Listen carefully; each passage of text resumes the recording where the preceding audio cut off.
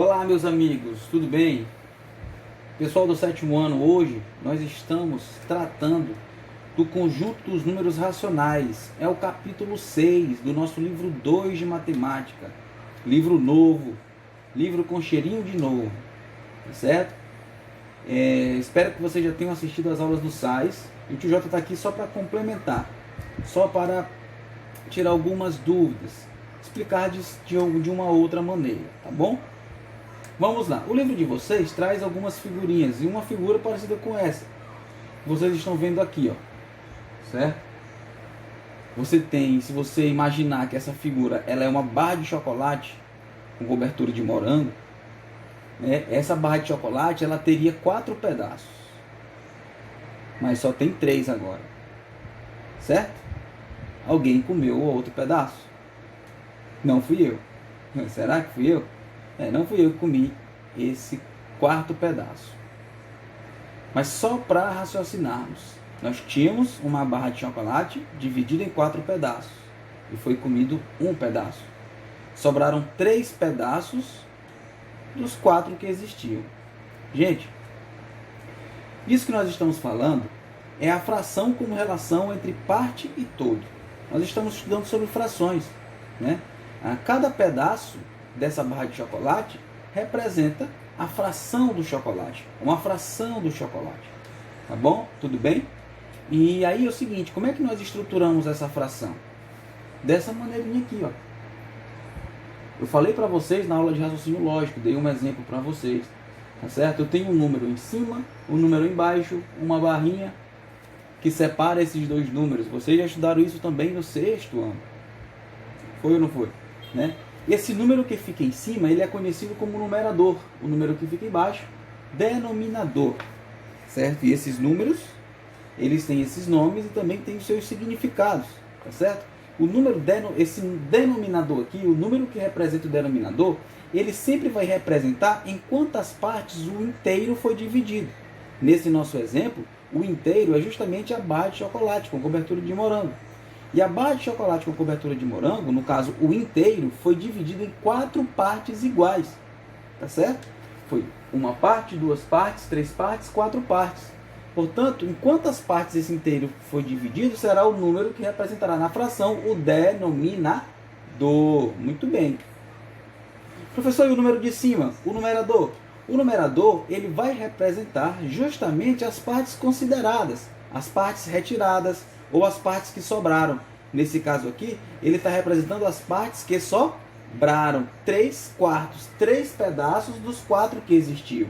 Então eu leio essa fração como 3/4, 3/4, tudo bem? E o 3 sendo o numerador e o 4 sendo o denominador. Essa é a maneira de representar a fração como relação entre a parte e o todo.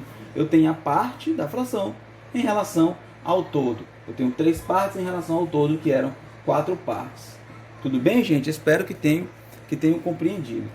Mas observem o outro exemplo, né? A fração como razão. Observem um exemplo aí no livro de vocês. Fração como razão. É possível utilizar as frações para comparar quantidades. Nesse caso, a fração indica uma razão. Por exemplo, no posto de combustível Ande Mais, no horário de pico, a cada 5 carros abastecidos com etanol, a cada 5 carros que são abastecidos com etanol, outros 2 carros são abastecidos com gasolina. Essa relação pode ser representada por meio de uma fração, ou seja, uma razão que relaciona carros abastecidos com etanol, no caso 5, e carros abastecidos com gasolina, neste caso 2, ou seja, a razão seria 5 sobre 2, 5 meios, tá certo? Representado como razão esta fração. Estamos representando a fração como uma razão, tá certo? Em uma quantidade e outra quantidade. A cada 5 carros que abastecem com etanol, na hora de pico, ele diz 2 carros abastecem com gasolina. É uma razão de 5 para 2, assim que nós lemos, tá certo? E fração de uma quantidade, isso nós utilizamos muito, a gente vê muito todos os dias. Se você assistir um jornal, se você assistir qualquer, às vezes, numa telenovela, você pode ouvir alguém falando sobre fração. Fração de um número como porcentagem ou simplesmente como uma fração como está. Qual é o exemplo que tem no livro? Ele diz o seguinte: Luciana tem 8 cupcakes. Ela pretende dar 3/4 do total para sua irmã. De que maneira a Luciana pode fazer essa divisão? Gente, os 8 cupcakes de Luciana, ela pretende dividir esses cupcakes para suas irmãs. É ou não é? Só que ela quer dar 3/4 desse cupcake para sua irmã. Ora, vamos usar esse exemplo, gente, que tem o exemplo que tem lá no começo. Esse exemplozinho aqui, ó, 3/4. 3/4 é o inteiro dividido em 4 partes iguais. 3/4 são as partes consideradas. Quem seria essa partezinha aqui, ó? O resto seria 1 de 4, seria 1/4. Portanto, se ela desse 3/4 dos cupcakes para sua irmã, sobraria 1/4 para a Luciana. Quantos cupcakes ela tem? Luciana possui 8 cupcakes. Então, 1/4 de 8 cupcakes representaria 8 dividido por 4. Quanto é 8 dividido por 4, gente? 2. O que seria esse 2? 2 cupcakes. Isso quer dizer o quê? Que 1/4 de 8 cupcakes são 2 cupcakes. Luciana ficaria com 2 cupcakes e sobrariam quanto?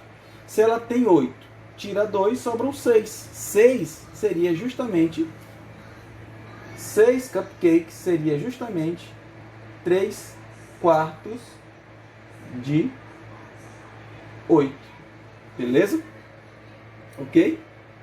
Fração de uma quantidade. Nós vamos ver muito isso ainda, tá certo? O J está só exemplificando para vocês.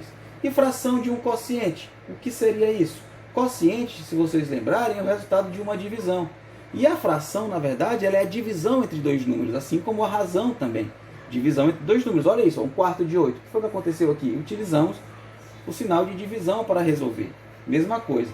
Fração de um quociente. Olha o que está dizendo. A e B, ou seja, numerador e denominador, devem pertencer ao conjunto dos números naturais. Nós estudamos o conjunto dos números naturais. Porém, o B, que é o denominador, ele tem que ser diferente de zero. O B nunca pode ser zero. O denominador, gente, ele nunca deve ser zero. Ele deve ser diferente de zero. Sempre. Tá certo? Ó, para nós termos A dividido por B, ou seja, A sobre B. Tá bom, gente? Isso aqui é uma pequena explanação de alguns tipos de frações, como nós iremos utilizar essas frações, essa estrutura da fração, para podermos... Isso aqui é para vocês lembrarem do que já viram nos outros anos, principalmente no sexto ano. Né? Deve ter estudado frações, estudaram frações demais. Que bom! E agora é só botar em prática aquilo que já sabemos e aprender um pouco mais sobre esses números que pertencem ao conjunto dos números racionais. Tá certo? Um forte abraço e vamos lá, vamos praticar agora os exercícios.